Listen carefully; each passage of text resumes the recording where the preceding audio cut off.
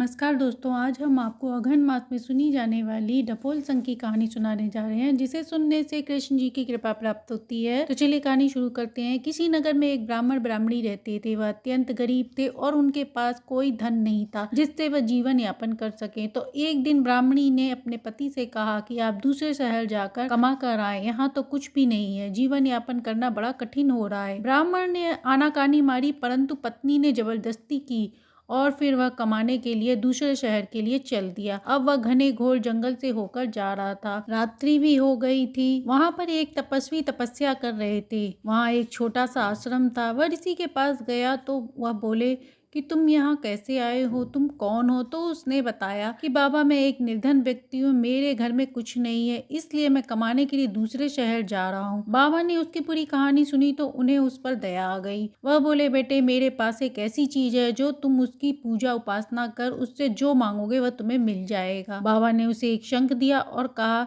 चौमुखा दीपक जलाकर इसकी पूजा करना, तुम इससे जो मांगोगे वह ये तुम्हें दे देगा, जिससे तुम्हारा जीवन यापन अच्छे से हो सकेगा। यह बात ब्राह्मण सुनकर बड़ा खुश हुआ। रात्रि में वह वहीं सो गया और सुबह वह बाबा को प्रणाम कर वापस घर आने के लिए चल दिया। चलते चलते रात्रि हो गई। उसने सोचा अब विश्राम कर लिया जाए। पास में ही उसके गांव के एक सेठ था जो वहां रहता था। उसकी उससे जान पहचान थी तो वह उसके घर जाकर रुक गया। सेठ ने पहले तो मना किया पर बाद में रुकने को कह दिया। इसके बाद वह सेठ को सारी बात बताता है कि कैसे नगर के बाहर जा रहा था और रास्ते में एक बाबा मिले। उन्होंने मुझे एक शंख दिया और कहा, इससे जो मांगोगे वह मिल जाएगा। सेठ ने कहा, मैं ये सब नहीं मानता, ये सब झूठ है। ब्राह्मण ने कहा कि नहीं सेठ जी, ये सब सच है।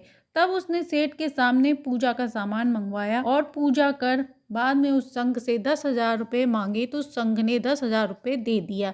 यह देख सेठ आश्चर्य में हो गया। सेठ के मन में लालच आ गया। अब सेठ ने कहा, ब्राह्मण ने सेठ से कहा, यह पैसे आप रख लो और शंख को मैं अपने पास रखूंगा, ये शंख से मुझे और धन मिल जाएगा।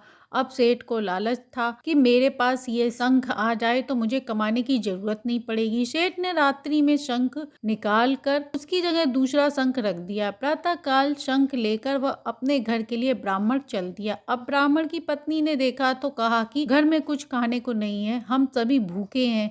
ब्राह्मण ने कहा, तुम चिंता मत करो, एक ऐसी चीज लाया हूँ जिससे हमारे घर में सब कुछ हो जाएगा। उसने नहा धोकर पूजा पाठ किया, शंख की पूजा की और शंख से 10,000 रुपए मांगे तो उसने कुछ नहीं निकाला। उसने कई बार कहा पर कुछ नहीं मिला। अब उसकी पत्नी को गुस्सा आ गया और वह बोली, तुम बस बहाना बनाकर चले आए हो, कमाकर कुछ नहीं आए हो, ये शंख भी कोई पैसा देता है?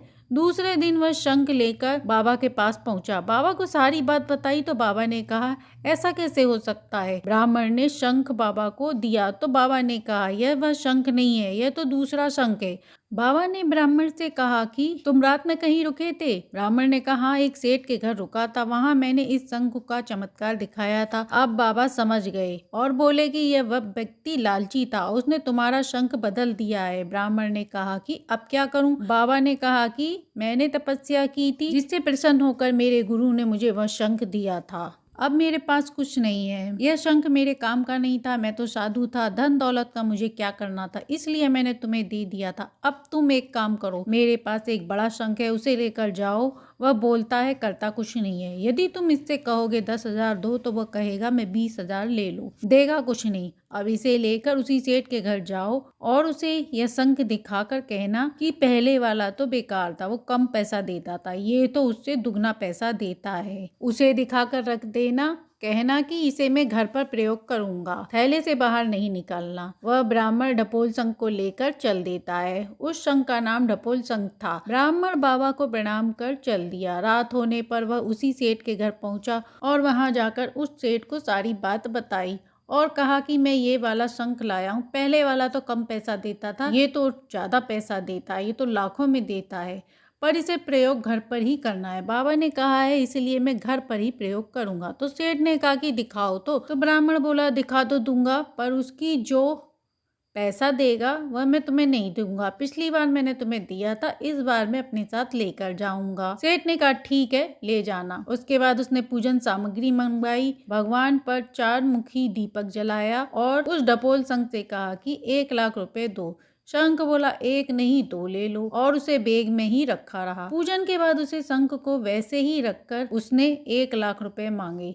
शंख ने कुछ नहीं दे रहा था, केवल बोल रहा था। सेठ को विश्वास हो गया। सेठ के मन में लालच आ गया। उसने ब्राह्मण से सो जाने पर पहला वाला शंख उसकी जगह रखकर दूसरा ढपोल शंख उठा लिया और अपने पास रख लिया। सुबह 4 बजे होने पर अब ब्राह्मण अपने घर के लिए रवाना होने तैयार हुआ और उसने सेठ से कहा कि अब मैं अपने घर चलता हूँ। सेठ भी उसी का जाने का इंतजार कर रहा था कि ये कब जाए और मैं उस शंख से अपनी लंबी लंबी फरमाइश पूरी करूँ। ब्राह्मण के जाते ही उसने शंख की पूजा कर 4 मुखी दीपक जलाया और शंख से बोला 2 लाख दे दो। शंख ने कहा 2 नहीं 4 ले लो। फिर उसने कहा 1 मकान दे दो। शंख ने कहा 1 नहीं 2 ले लो। फिर उसने गाड़ी मांगी तो शंख ने कहा 1 नहीं 2 ले लो। अब सेठ थक चुका था बोलते बोलते और शंख कुछ देता तो नहीं था। शंख बोला मैं तो डपोल शंख हूँ, केवल बोलता हूँ। पहले वाला देता था, जिसका जो अधिकारी था वो उसे ले गया। अब ब्राह्मण घर गया। उसकी पत्नी ने कहा आप कमा कर आए? तो उसने कहा हाँ शंख लाया हूँ। तो वह कहने लगी पहले भी शंख लाए थे और अब भी कमा कर नहीं लाए।